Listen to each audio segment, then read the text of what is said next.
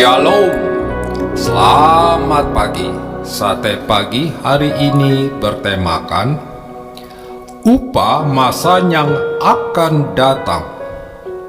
Firman Tuhan terambil dari Matius pasal 19 ayat 28 sampai dengan 29 dan Markus pasal 10 ayat 30b dan Lukas pasal 18 ayat 30b.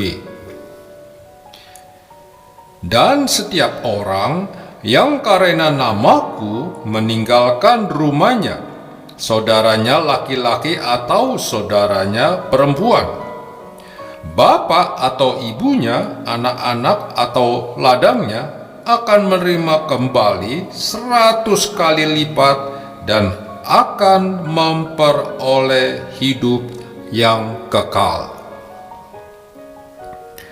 Mungkin kita sering mendengar orang berkata, "Upahmu besar di surga."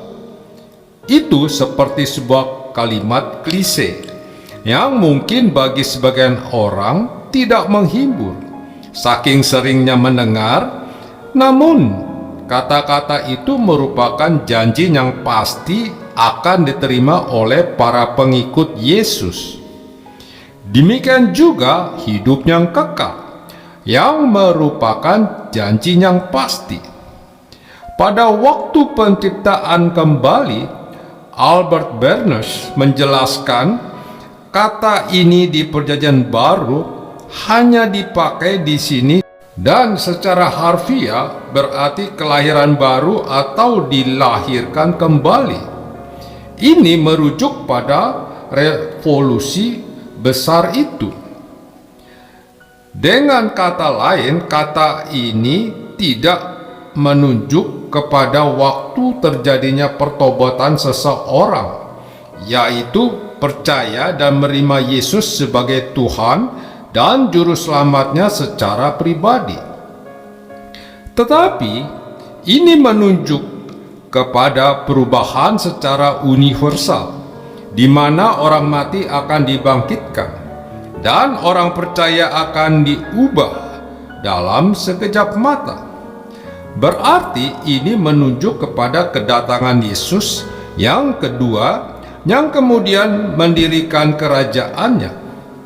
Pada saat itu, tatanan baru akan dimulai, yaitu saat Yesus menduduki tahta dan menjadi hakim atas semua umat manusia.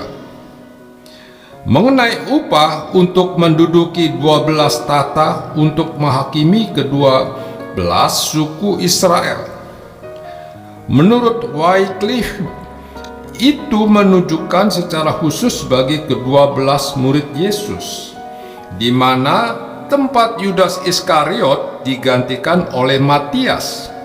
Maknanya adalah mereka akan mendapat kekuasaan dan kehormatan melebihi yang lain pada zaman yang akan datang. Alkitab King James Version menjelaskan dengan kalimat "in the world to come", artinya di dunia yang akan datang. Ini menunjuk kepada dunia yang baru atau dunia yang diperbarui, dunia yang tidak lagi dikuasai oleh dosa. Pada saat itulah ditulis oleh Markus dan Lukas akan menerima hidup yang kekal. Disebut hidup kekal karena hidup itu akan terus berlangsung, tiada akhir. Kata setiap orang yang dikatakan Yesus jelas tidak terbatas pada ke-12 muridnya, tetapi siapapun juga. Namun yang menerima hidup yang kekal adalah mereka yang mengikut Yesus, dalam arti menjadi murid sejatinya. Jika menunjuk kepada Roma pasal 6 ayat 23, hidup kekal itu adalah karunia Tuhan yang memang dijanjikan bagi para pengikut Yesus dan berlawan dengan keadaan orang-orang yang di luar Yesus. yang masih berada di bawah kuasa dosa. Sebagai upah dosa ialah maut, tetapi karunia Allah ialah hidup yang kekal dalam Kristus Yesus Tuhan kita. Seringkali kita hanya terpaku kepada kehidupan yang sekarang.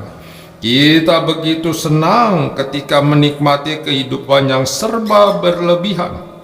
Sebaliknya, kita begitu sedih ketika mengalami kekurangan. Kita lupa bahwa ada kehidupan yang akan datang. Setiap kehidupan yang sekarang, bersyukurlah ketika kita sudah menjadi murid Yesus, karena Tuhan menjanjikan kehidupan kekal bagi kita.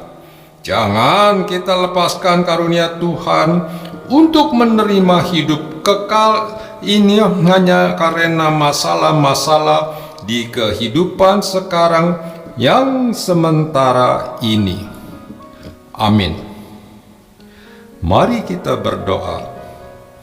Bapa Surgawi, terima kasih untuk hidup kekal yang Kau janjikan bagiku. Mampukan aku untuk menjaga karunia-Mu itu. Di dalam nama Tuhan Yesus aku berdoa.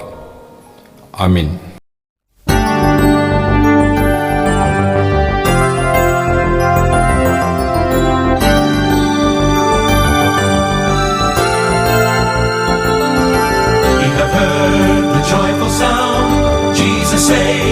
Jesus saves, spread the tidings all around.